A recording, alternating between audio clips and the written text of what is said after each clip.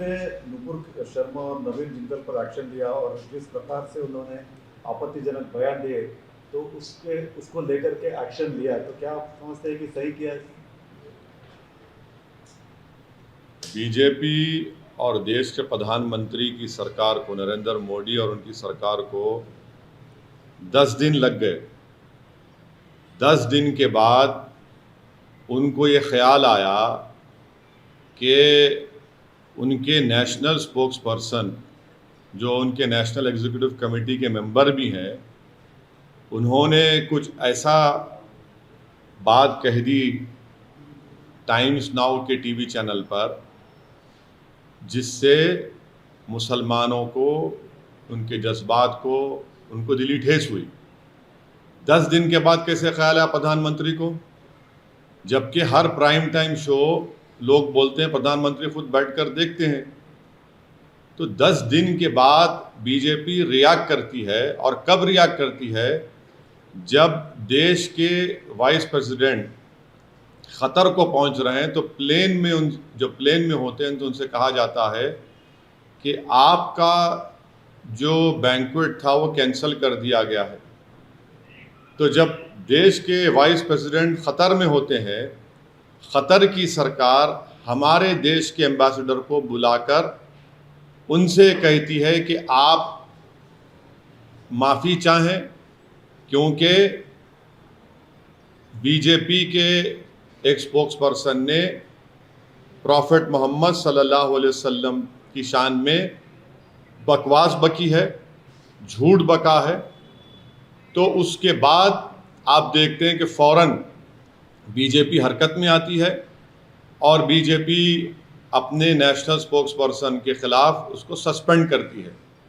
मैं देश के प्रधानमंत्री को, जब भिवंडी में मैं जनसभा को एड्रेस कर रहा था, उस वक्त भी प्रधानमंत्री से अपील किया कि आप देश के प्रधानमंत्री हैं, आप अपने नेशनल स्पोक्स पर्सन के ख़िलाफ़ एक्शन लीजिए।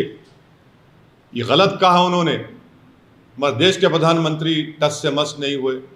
और 10 दिन के बाद, क्योंकि गल्फ़ कंट्रीज़ में ये मसला बहुत बड़ा हो चुका था, इसलिए हालत मजबूरी में देश के प्रधानमंत्री ने अपने नेशनल स्पोक्स पर्सन के ख़िलाफ़ एक्शन लिया। ये सरासर गलत है।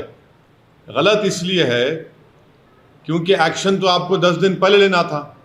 जब मैं बहैसियत एक भारत के इंडियन सिटीज़न के, मेरा मज़हब मुसलमान, मैं मुसलमान हूँ, हम आपसे अपील कर रहे हैं, डिमांड कर रहे हैं कि आप एक्शन लीजिए। अब एक्शन नहीं लेते आप, क्यों एक्शन नहीं लिया आप बताइए देश के प्रधानमंत्री?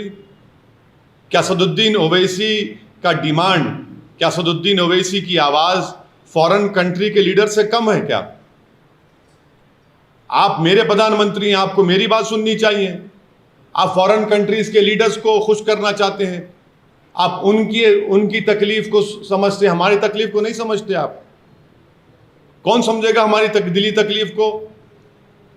और तीसरी बात यह है कि ये हमारे एम्बेसडर ख़तर के, वो कब से स्पोक्स पर्सन बन गए बीजेपी के? वो कब से कहना शुरू कर दिए फ्रिंज एलिमेंट?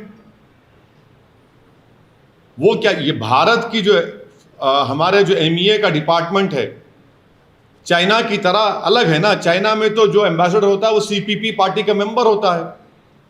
ये कब से हो गया कि एम्बेसडर अब बीजेपी का मेंबर हो चुका है क्या? एम्बेसडर होता है, MEA के मातहत आता है। ऐसा दिख रहा है कि चाइना का CPP का model Narendra Modi foreign ministry में एक्सटर्नल इंप्लीमेंट कर रहे हैं। फ्रिंज कैसा होगा बताइए? नेशनल स्पोक्स पर्सन है, फ्रिंज कब से हो गया? और पांचवी बात, ये फ्रिंज खुद मेन स्ट्रीम है, फ्रिंज खुद मेन स्ट्रीम है। छठी बात यह है कि हमारे देश के जो नागरिक इन गल्फ कंट्रीज में रहते हैं, वो 34,20,000 के करीब रहते हैं। UAE में खुद 34,20,000, सऊदी अरेबिया में 25 लाख, यूनाइटेड स्टेट्स में 12,80,000, कुवैत में 10,29,000, ओमान में 7 लाख, कतर में 7.5 लाख, नेपाल में 5 लाख, यूनाइटेड किंगडम में 3-3.5 लाख करीब, सिंगापुर में 3.5 लाख, बहरीन में 3,23,000, और जितने टॉप 10 NRI डेस्टिनेशन है उसमें 6 के 6 ये गल्फ कंट्रीज में है। अगर ये गल्फ कंट्रीज में इंडियंस के खिलाफ हॉस्टिलिटी बढ़ जाएगी तो क्या होगा? अगर ये लोग हॉस्टिलिटी शुरू कर देंगे और हेट वायलेंस वहां पर शुरू हो जाएगा इंडियंस के ऊपर, तो कौन जिम्मेदार है? प्रधानमंत्री जी बताइए। और देश को 55% रेमिटेंस यही कंट्रीज से आता है जिसका मैंने भी नाम लिया। क्या कर रहे हैं? कौन सी फॉरेन पॉलिसी है प्रधानमंत्री जी आपकी?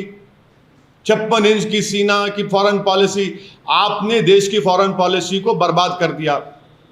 जो डोमेस्टिक हेट पॉलिटिक्स है वो फॉरेन पॉलिसी को आप कन्वर्ट कर दिए उसको, और उसका खैमियाजा हम देख रहे हैं कि कभी ऐसा नहीं हुआ कि देश के एम्बेसडर्स को कंट्रीज बुलाकर कह रहे हैं कि आपने गलत कहा, डिमार्च दे रहे हैं कि आप माफ़ी चाहिए, आप माफ़ी चाहिए। ईरान के फॉरेन मिनिस्टर आइंदा हफ्ते आने वाले हैं। ईरान हमारे देश के एम्बेसडर को बुलाकर बोलता है कि आपने प्रॉफेट मोहम्मद सल्लल्लाहु अलैहि वसल्लम की इंसल्ट की है, माफ़ी चाहिए। वाइस प्रेसिडेंट खतर में है, उनकी खतर मौजूदगी में एम्बेसडर को बुलाकर कहा जाता है इतनी बड़ी बेइज्जती भारत की। कौन सी फॉरेन पॉलिसी है? और मैं फॉरेन मिनिस्टर से पूछना चाह रहा हूं, India's internal matters now what is this, please tell us, बताइए। हमारा देश का अंदरूनी मामला आप सब जगह बोलते हैं जयशंकर साहब, ये कौन सा इंटरनल मैटर हो गया अब? ये इस तरह के बयानात देकर 10 दिन तक खामोश बैठकर और भारत के मुसलमानों को उनकी आवाज को नहीं सुनना प्रधानमंत्री की, ये प्रधानमंत्री भारत के मुसलमानों की नहीं बल्कि भारत के शहरियों की बेइज्जती कर रहे हैं। हम 10 दिन से पुकार रहे हैं, FIR रजिस्टर करा रहे हैं कि एक्शन लीजिए, मगर आप अब एक्शन किस पे लेते? कानपुर पे एक्शन लेते जहां पर 34 मुसलमानों NSA लग गया, और आपकी स्पोक्स पर्सन आराम से अपने घर में बैठी है, कोई उन पर एक्शन नहीं लेगा। अगर आज कोई फेसबुक पोस्ट पर या ट्विटर पर देश के प्रधानमंत्री के बारे में अनाप शनाप बक दे तो 24 घंटे के अंदर उसको अरेस्ट कर लिया जाता है, जेल में डाल दिया जाता है। कि देश के प्रधानमंत्री को अगर कोई अनाप शनाप बकेगा और प्रॉफेट मोहम्मद के बारे में अनाप शनाप बकेगा तो आप एक्शन नहीं लेंगे, देश के प्रधानमंत्री पे लेंगे। हम 10 दिन से पुकार रहे हैं, एक्शन लीजिए, आप हमारे प्रधानमंत्री, आप एक्शन नहीं लेते। और 7वीं बात यह है कि इसका मुझे जो एप्रीहेंशन है, अगर कल इजिप्ट, सऊदी अरेबिया कुछ अगर वो अपनी पॉलिसी में तब्दील करते और ये कहेंगे कि नहीं सुएज कनाल से इंडिया के गुड्स नहीं गुजर सकते, कौन जिम्मेदार है प्रधानमंत्री इसका बताइए। 7वीं बात, क्या ये बात सच नहीं है कि किंगडम ऑफ सऊदी अरेबिया ने जो भारत को ऑयल बेचता है $2 से उस ऑयल को बढ़ाकर $6 कर दिया? और बोलिए ज्ञानवापी,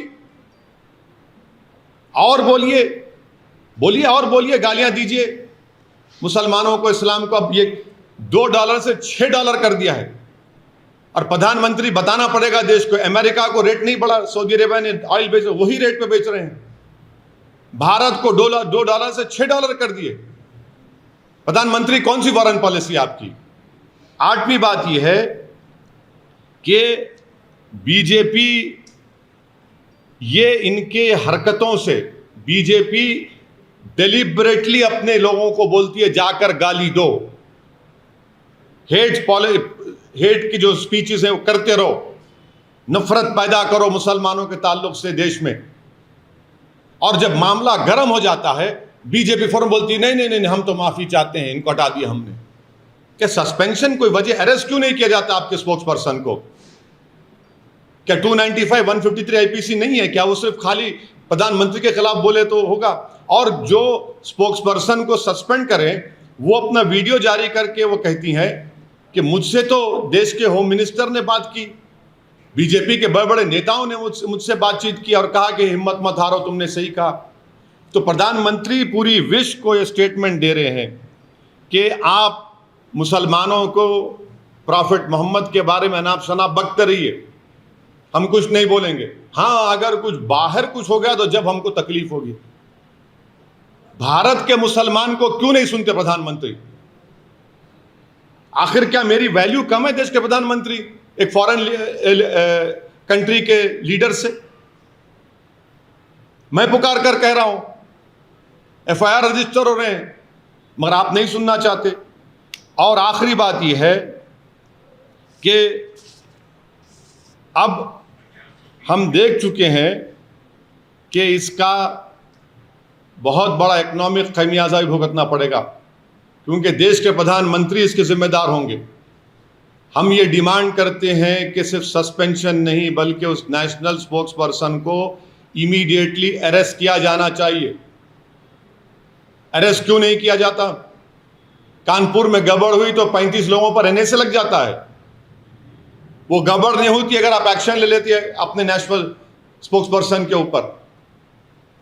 और आप हमको, ये तो आरएसएस की आइडियोलॉजी शुरू से रही कि भारत का मुसलमान, अरे हमको क्या करना है इन फॉरेन कंट्रीज से?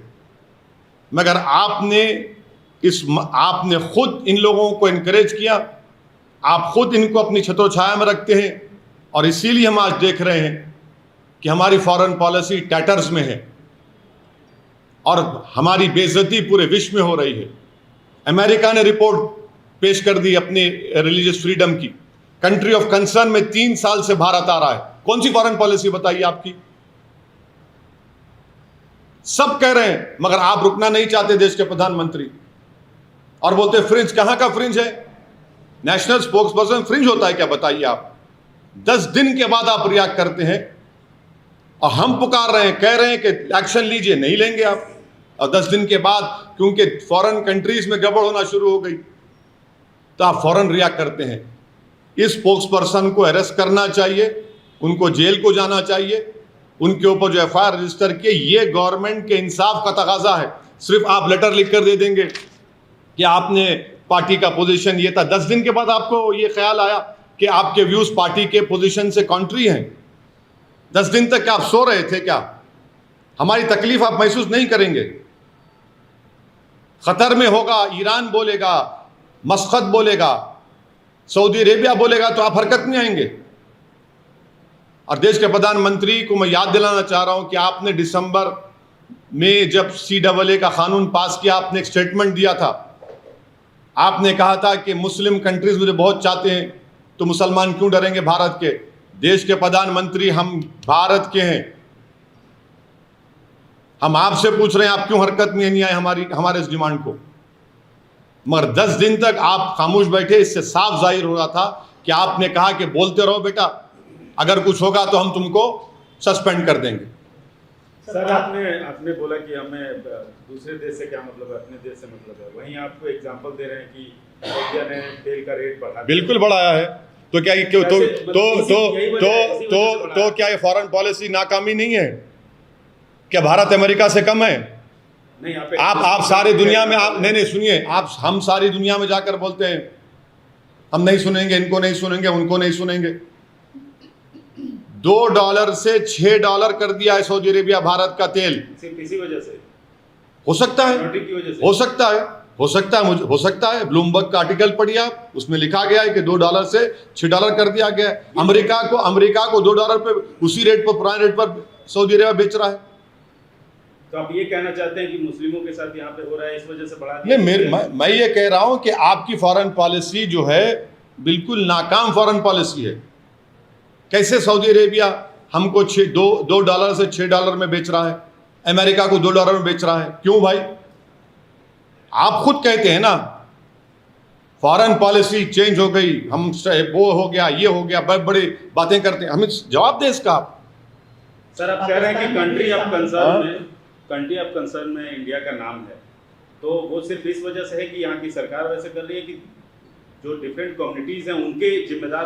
अमेरिका से देश के प्रधानमंत्री ने कहा कि हमारे स्ट्रेटेजिक रिलेशनशिप है, अटूट ताल्लुकात हमारे हैं। ये अटूट ताल्लुकात हैं आपके कि 3 साल से इंडिया को कंट्री ऑफ कंसर्न में डाल रहे हैं, 3 साल से। और उसकी वजह आप क्या समझते हैं, क्या है? ये तो सरकार को बताना पड़ेगा। तो आप सरकार को दोष? अरे सरकार, बिल्कुल सरकार को दोष दे रहा हूं। कम्युनिटीज रह रही हैं, मैं देखिए जो कुछ भारत में हो रहा है, क्या आप समझ रहे दुनिया को नहीं मालूम? क्या ये नॉर्थ कोरिया है कि जहाँ पर सब चीज़ बंद है? क्या चाइना है कि वहाँ पर जो कहीं हो रहा है चाइना में बाद में मालूम होता विश्व को 2-3 दिन? ये तो भारत में सब देख रहे हैं, दुनिया देख रही है।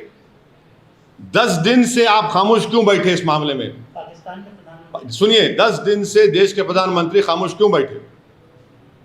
10 दिन के बाद आप क्यों रिएक्ट करें, बताओ हमको। 24 घंटे में क्यों रिएक्ट नहीं किया? 48 घंटे में क्यों नहीं किए? 3 दिन में, 4 दिन में, 5 दिन में, 6 दिन में, 7 दिन में, 8वें दिन, 9वें दिन, 10वें दिन करते हैं आप क्यों? 10 दिन में क्या हो गया बताइए आप? अचानक क्या हो गया 10 दिन में? यही तो हम कह रहे हैं कि एज एन इंडियन हम पुकार रहे हैं कि आपकी national spokes person times now के चैनल पर जाकर प्राइम टाइम में रसूलुल्लाह सल्लल्लाहु अलैहि वसल्लम की शान में गुस्ताखी की, बकवास, अनाप शनाप बका, माने जिस चीज हमारे को सबसे ज्यादा प्यारी है हमारे दीन में, आप उन्हीं के बारे में अनाप शनाप बकते हैं और 10 दिन के बाद प्रधानमंत्री कहेंगे। सर, पाकिस्तान के प्रधानमंत्री ने भी इस मुद्दे पर रिएक्ट किया है। पाकिस्तान ने चाद अफेयर को समन किया। वो पाकिस्तान का जवाब MEA देगा, पाकिस्तान के लोग देंगे। मेरे मुझसे क्यों पूछ रहे हैं आप? एक्शन लिए ना सर, फिर भी होना चाहिए, मुझे थोड़े लोग बोल रहे हैं। क्या एक्शन लिए? सस्पेंशन किया ना सर। क्या सस्पेंशन किया? सस्पेंशन है, सस्पेंड फिर तो आप सस्पेंड कर देना था कानपुर के बच्चों को भी। क्यों अरेस्ट करे उनको? आप क्यों अरेस्ट करे?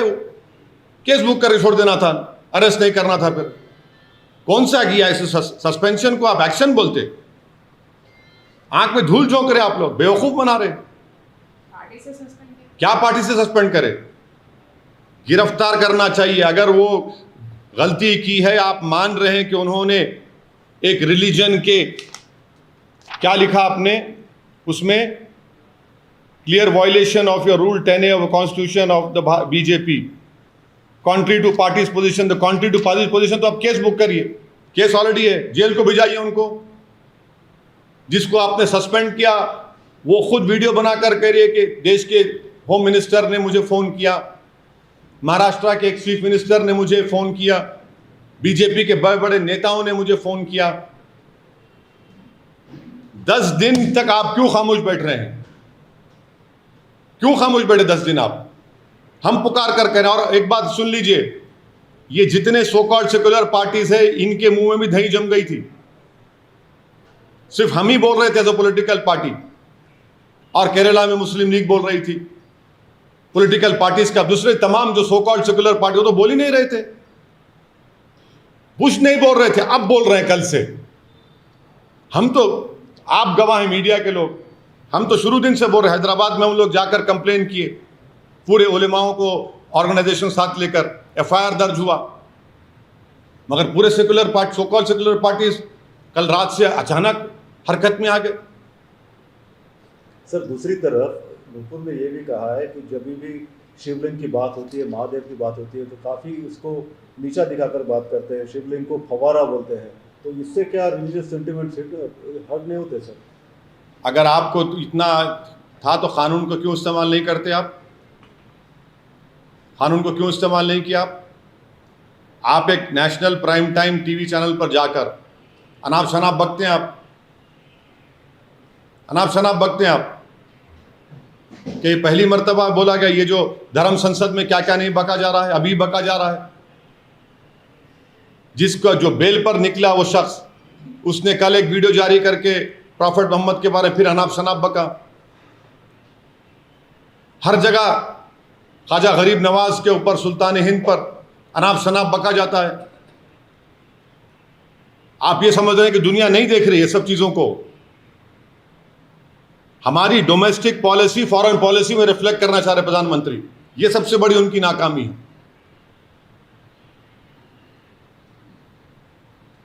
सर, जानवापी वाले मसले पे जो मोहन भागवत साहब ने बोला, उस पर आपका क्या?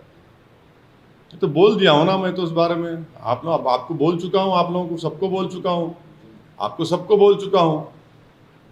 वो तो एक इंसिडेंटरी स्पीच थी उनकी, उनको एक खपत आ रही है कि भारत के मुसलमान के पूर्वज हिंदू थे, तो फिर क्या मोहन भगवत साहब के पूर्वज बुद्धिस्ट थे क्या? क्या बात है? आक्रमण से इस्लाम आया, झूठ। प्रॉफेट मोहम्मद की जिंदगी में खुद केरल में मस्जिद बन चुकी थी, और देश के प्रधानमंत्री जब सऊदी अरब गए तो वहां के बादशाह को उस मस्जिद का रेप्लिका दिया, तो झूठ कौन और सच कौन बोल रहा है? आप कह रहे हैं कि आरएसएस के सरसंघचालक की बात पर मैं भरोसा करूं? देश के प्रधानमंत्री कॉन्स्टिट्यूशनल हेड है, उनको बोलना चाहिए कि 91 एक्ट पर वो कायम है नहीं है, उनकी सरकार को कायम रहना चाहिए। और जितने पटिशनर्स जो गए हैं कोर्ट में, क्या उनका ताल्लुक संघ से नहीं है? किसकी आंखों में धूल झोंक रहे हैं आप? उनका ताल्लुक संघ से है, 100% उनका कनेक्शन संघ से है। सर, क्या माफी में एक संत अभी भी जिद पे अड़े हुए हैं उस शिवलिंग क्या? पूजा करने के लिए, क्या? शिवलिंग पर जल चढ़ाने के लिए? कौन? ज्ञानवापी पे एक संत है जो अभी भी जिद पे अड़े हुए हैं। वहाँ पे पूजा होनी चाहिए, वो शिवलिंग जो ज्ञानवापी में। हाँ, वही तो मैं कह रहा हूं ना, उनका ताल्लुक किससे है बताइए? जो मथुरा की ईदगाह के मामले में जो गए हैं 50 साल 55 साल पहले, मुसलमान हिंदू भाइयों ने बैठकर तस्वीर कर लिया, मुसलमानों ने ईदगाह की ज़मीन मंदिर को दी, आलीशान वहाँ पर कृष्ण जन्मस्थान की मंदिर तामीर हो गई। आप जाकर कहते हैं कि नहीं हमको दो वो एरिया। ये सब के संग से नहीं है इनका ताल्लुक। किसकी आंखों में धूल झोंक रहे हैं? आप बोल रहे हैं कि वो ये सब आप कोर्ट को भिजाएंगे, सब तमाशे करेंगे, और फिर टीवी चैनल पर 6-7 दिन से यही टॉपिक चल रहा है। टीवी चैनल तो वहां पर एक कैमरा लगा दिए, बोले ये क्या है, एक एक आदमी को बिठा के आप लोग ही तो किए ना, मीडिया के लोग 1-1 घंटा प्राइम टाइम पे, ये क्या है, उसका ये हिस्सा देखिए, उसका। हम ये बोल रहे हैं कि 91 का एक्ट फाइनल है। 91 का एक्ट ने कह दिया कि 15 अगस्त 1947 को जो मंदिर, मस्जिद, गिरजाघर थी, गुरुद्वारा था, उसको नहीं तब्दील किया जाएगा, किस्सा खत्म। लेकिन सर जो वीडियोस जो संशोधन लाने की बात कर वीडियो रहे हैं सर, 1991 एक्ट को भी, उसमें भी संशोधन लाने की बात कर रहे हैं यहाँ के अंदर। और जो सर्वे वीडियो जो बाहर आया है उसमें भी तो साफ देखिए दिखाई दे रहा है। देखिए, आप लोगों ने भी, आपके चैनल ने भी मैडम, रिपब्लिक टीवी चैनल ने भी एक चलाया था। अब मोहन भगवत पे क्या बोलेंगे? अब आप बोलिए, अब आपने क्या क्या चैनल, क्या क्या आपने कहा गया?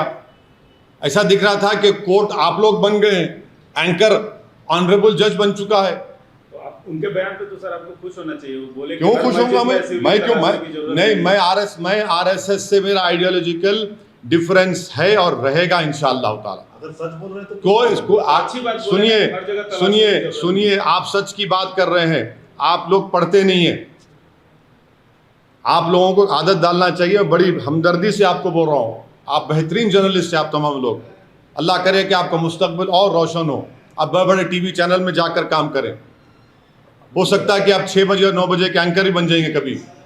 हम आपसे एक ही रिक्वेस्ट कर रहे हैं कि नाथूराम गोडसे के भाई का स्टेटमेंट पढ़िए, जो उन्होंने अडवाणी साहब के बारे में क्रिटिसाइज कर कहा कि अडवाणी झूठ बोल रहे हैं।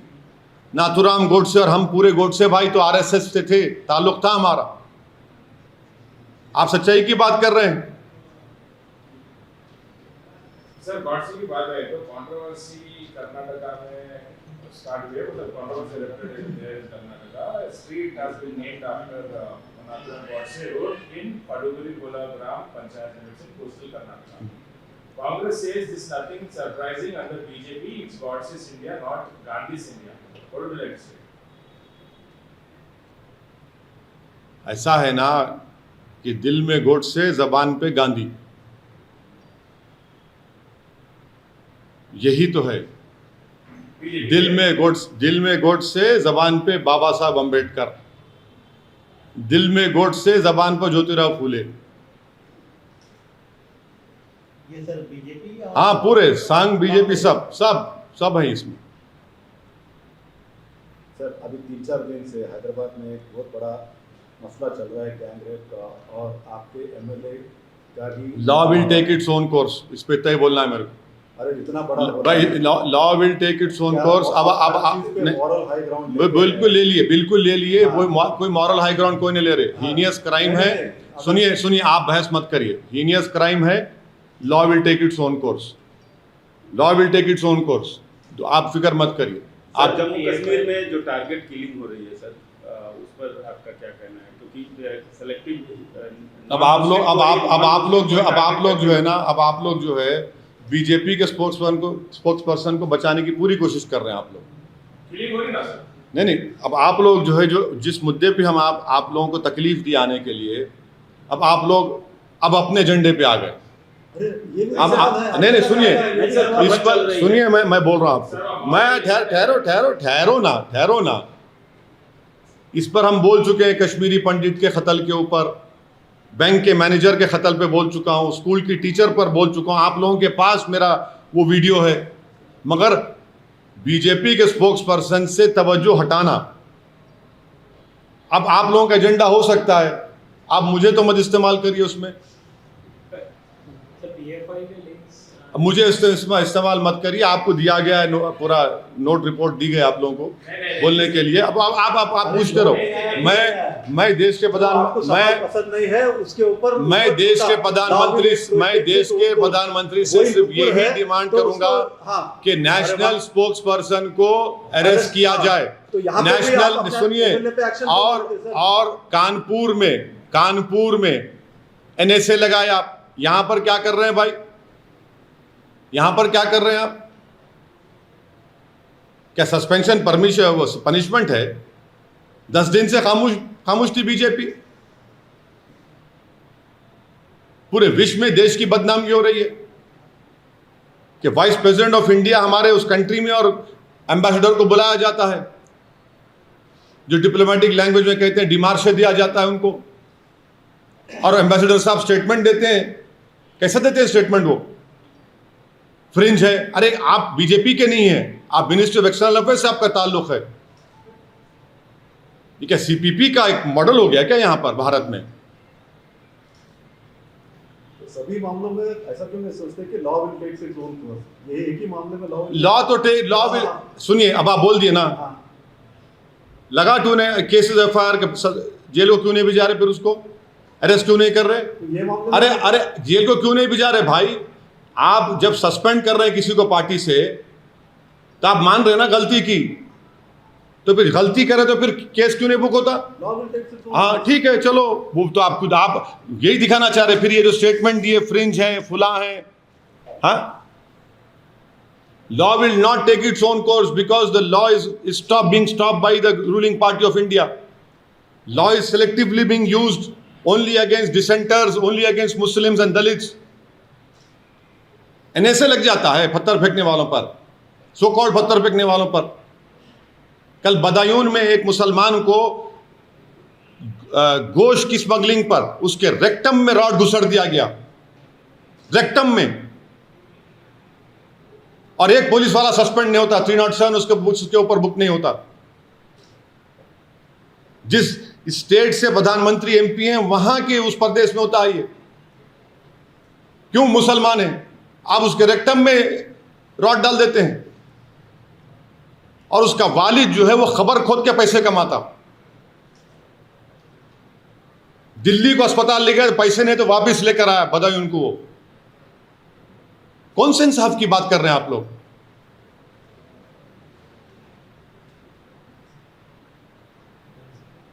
चलिए सर, थैंक यू।